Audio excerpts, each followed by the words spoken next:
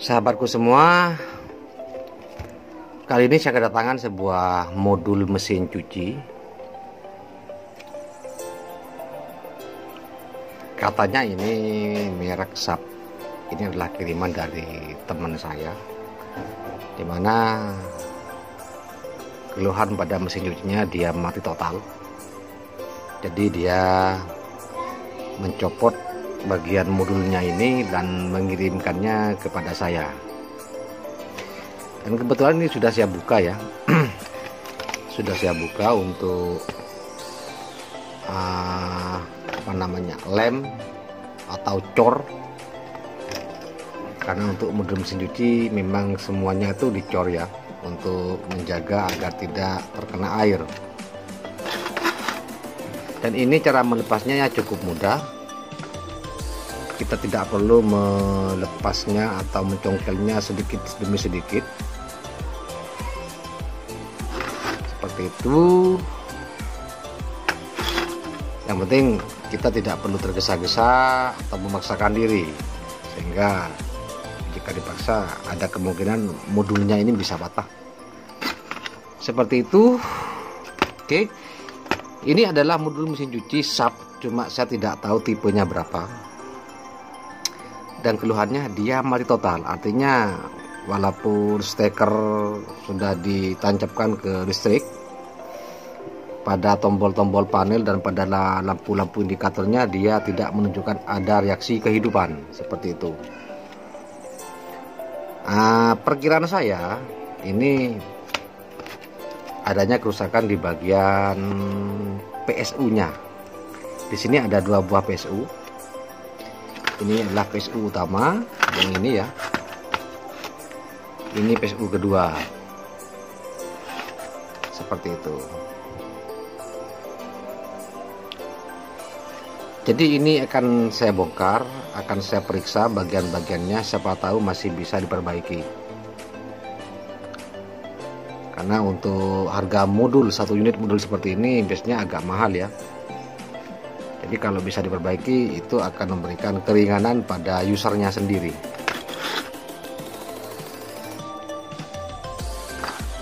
Oke. Oh ya, untuk video video cara membukanya ini saya lampirkan ya. Saya lampirkan seperti ini.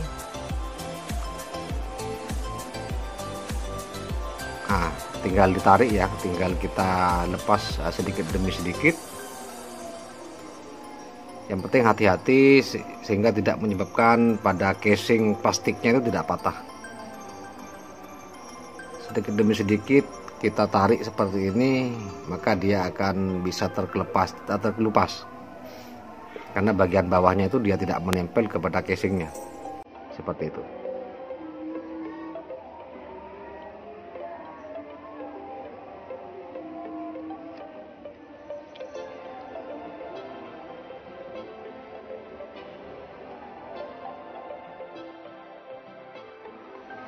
Oke, kita lanjutkan ya.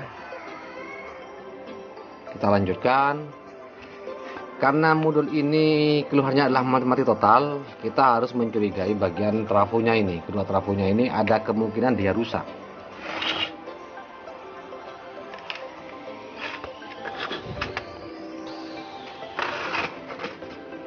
Sebentar.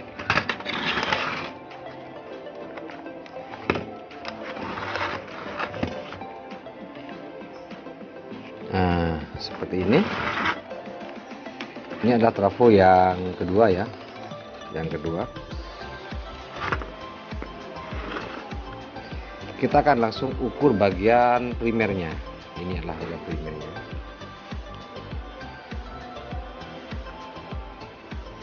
Dia bergerak menggunakan skala 1 kilo. Coba kita menggunakan skala kali 10 ohm.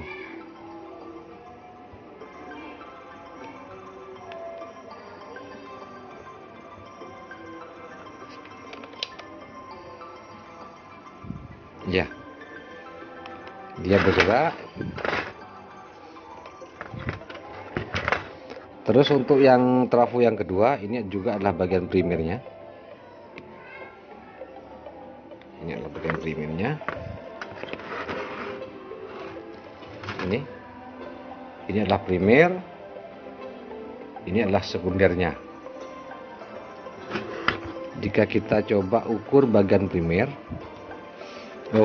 dia tidak menunjukkan adanya pergerakan pada jarum avometer. Kita coba tambahi ke skala 1 kilo. Sama saja dia tidak ada pergerakan, menandakan besar kemungkinan trafo ini mengalami rusak. Mudah-mudahan ini hanya putus ya, jadi nanti kita bisa sambung saja. Jadi kita akan lepas trafo ini. Kita akan melepasnya.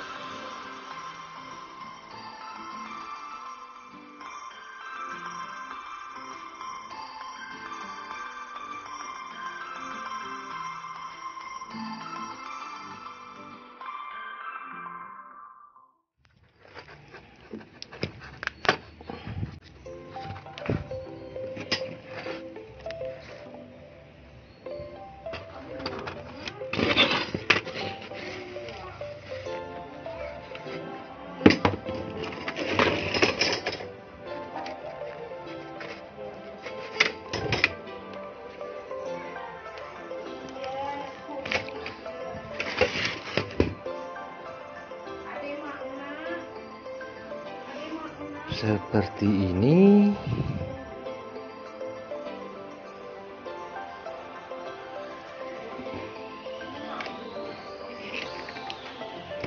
Bonanok, trafo terbakar.